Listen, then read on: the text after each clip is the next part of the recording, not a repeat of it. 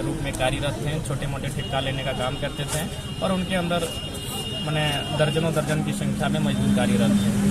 उनका जो कंपनी से ड्यू था वो ड्यू लगभग 50 लाख के आसपास था, जिस कारण और मुझे भी लगता है कहीं ना कहीं 50 लाख का जो राशि है वही उनकी मौत कहिए, हत्या कहिए या दुर्घटना कहिए जो आशंका जताई जा रही है उस कड़ी में आप जोड़ना होगा।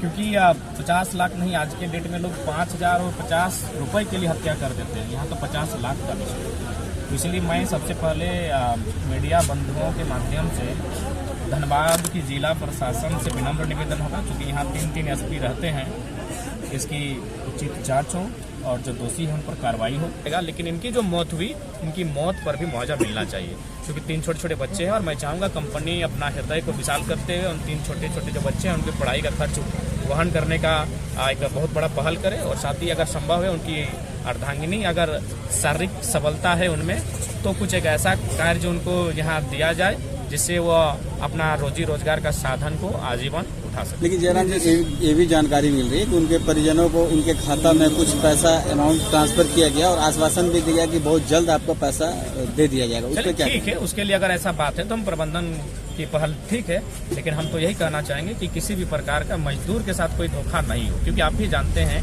झारखंड में लोग लिखते भी हैं उसके बाद भी मुकर जाते हैं।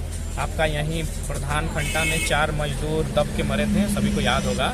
उसमें बाकायदा जो डीआरएम होते हैं, डीआरएम आप समझ सकते हैं कितने बड़े पदाधिकारी हैं रेल के, उनका भी सिग्नेचर है। उनको 20-20 लाख का मुआवजा देने का बात कहा गया था, लेकिन फाइनली क्या हुआ कि ट्रेजरी में उनका पैसा जमा कर दिया और वो पेमेंट था क्या पता है, 6 लाख, 7 लाख, 8 लाख, 9 लाख, यानी जो मुआवजा 20-20 लाख कहा गया था वो 6 लाख में आके खत्म हो गया। तो कहीं ना कहीं सही बात आपने कहा, आश्वासन, एक भरोसा दिलाना, हम लोग भोले भाले लोग हैं, मान जाते हैं, लेकिन हम चाहेंगे कि गरीबों के साथ और ज़्यादा मरने के बाद भी तो कम से कम इंसाफ मिलना चाहिए। वो मर चुका है, उसके साथ मरने के बाद भी अगर नाइंसाफी होगी तो फिर लोकतांत्रिक व्यवस्था से लोगों का विश्वास टूट जाएगा। तो इसीलिए अगर कंपनी ने कहा कि भुगतान हो जाएगा तो हम चाहेंगे उसको एक राइटिंग हो जाए और उस राइटिंग के माध्यम से कंपनी के जो जिम्मेवार पदाधिकारी हैं उनका हस्ताक्षर हो, फैमिली वालों का हस्ताक्षर हो। अगर जिला प्रशासन ने त्रिपक्ष वार्ता के अनुसार या फिर मध्यस्थता करते हुए हस्ताक्षर करें तो और बेहतर पहल होगी। तो जयराम महतो इस लड़ाई को किस रूप में लड़ रहे हैं? देखिए बिल्कुल, जब तक वार्ता सफल नहीं होती है, जब तक आश्रित जो पीड़ित परिवार है, जो स्थानीय लोग हैं, वे संतुष्ट नहीं होते हैं, तब तक कंपनी का चक्का जाम रहेगा, कंपनी का कार्य उत्पादन ठप रहेगा और हमारे जो जेबी केसेस संगठन है उनके साथ ही यहाँ डटे। एक सवाल ये है कि आपका जेबी केस को लेकर है आपका कि संगठन आप विस्तार कर रहे हैं, विस्तार का क्या प्रक्रिया रखे हैं और क्या ऐसे लोगों को भी आपके संगठन में फिर जगह मिल जाएगा जो एक पार्टी से दूसरे पार्टी में जाते, तीसरे पार्टी में? चूँकि हम लोग अभी पल्लवित हो रहे हैं, यही हम लोग मिट्टी को बाहर हल्का सा अपना मैंने पल्लव होके बाहर निकले हैं, तो हमें विश्वास की बहुत जरूरत पड़ेगी। और कहीं ना कहीं आज राजनीति का जो सिद्धांत है अति अविश्वसनीय है, तो ऐसी परिस्थिति में ऐसे लोग हमारे संगठन में आएंगे, ऐसी बात नहीं है, लेकिन जब तक उनका फिल्ट्रेशन नहीं करेंगे तब तक उन्हें किसी भी दायित्व में नहीं रखा जाएगा। एक तरह से देखा जा रहा उत्साह बहुत ज़्यादा है, लोगों को उम्मीद आपसे बहुत ज़्यादा है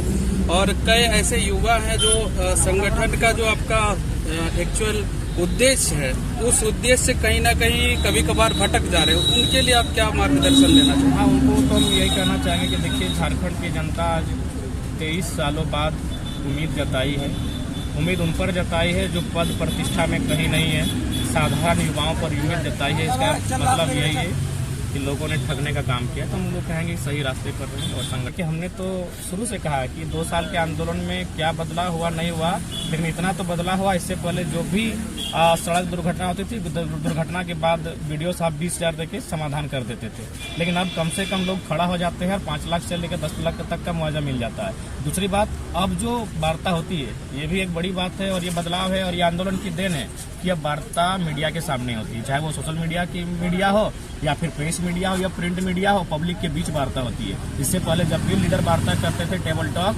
2 पुलिसकर्मी रहते थे, कंपनी रहते थे और लीडर रहते थे। अब पब्लिक के बीच वार्ता होती है, लाइव वार्ता होती है, बाकायदा सब देखते भी हैं, सुनते भी हैं कि वार्ता में क्या हो रही है। तो ये तो आइए पारदर्शिता हम चाहेंगे, जब भी कोई वार्ता हो कम से कम प्रेस को वहाँ स्थान मिलेगा। निरसा विधानसभा क्षेत्र में कई ऐसे कारखाने हैं और प्लांट है जिसके मजदूरों को लगातार शोषित हैं और उनका उम्मीद भी है आपसे, तो क्या उनके लिए लगातार आप आंदोलन करेंगे या फिर सिर्फ एक ही मामले में आंदोलन किए और फिर ऐसा नहीं कुछ रहेगा? एक ही मामला नहीं, हमको लगता है कि मेरा 23 या 24 को मामला है जहां मजदूरों की डेट पर हम लोग आंदोलन किए। लगभग 250 से 300 की संख्या में जो लोग का ड्यूटी छूट चुका था उनको भी लगाए, नए लोगों को भी लगभग 150-200 लगाए हैं। ऐसा बात नहीं है, बिना कोई पद में रहकर जो हम 2 साल में काम किए हैं, कोई आदमी अपना 10 साल का विधायक का कैरियर में नहीं कर पाता है। इस बात को भी आपको जानना होगा। आप चाहिएगा तो सोशल मीडिया में देखिए, हम लोग कोई लीक के नहीं रखते क्योंकि हम लोग क्रेडिट लेना अच्छा नहीं लगता है, लेकिन जहाँ जाते हैं लोग फोटो खींच लेते हैं, तो आप सोशल मीडिया खंगाल सकते हैं। लगभग 23 या 24 को मामला मिलेगा जहाँ मजदूर की डेथ को हम लोग इंसाफ दिलाए हैं। लगभग 100-150 की संख्या में नए लोग की नियुक्ति करवाए हैं और लगभग 200-300 जो जॉब छूट गया था, 10 को 15 को करके बैठा दिया गया था, वहाँ अपना लेटर हेड के माध्यम से उनको फिर से काम दिलाने का काम किए हैं। झारखंड की राजनीति को अगर लेकर बात किया जाए तो क्या इस बार झारखंड की राजनीति में आपके नेतृत्व में बदलाव हो जाएगा? देखिए, हम लोग प्रयास कर सकते हैं, बदलाव जनता का काम है क्योंकि सारी शक्तियाँ हैं जनता के हाथों में निहित है। जनता अगर अपनी शक्ति, अपनी मत का सही उपयोग करेगी तो संभावना सब कुछ हो। धन्यवाद सर।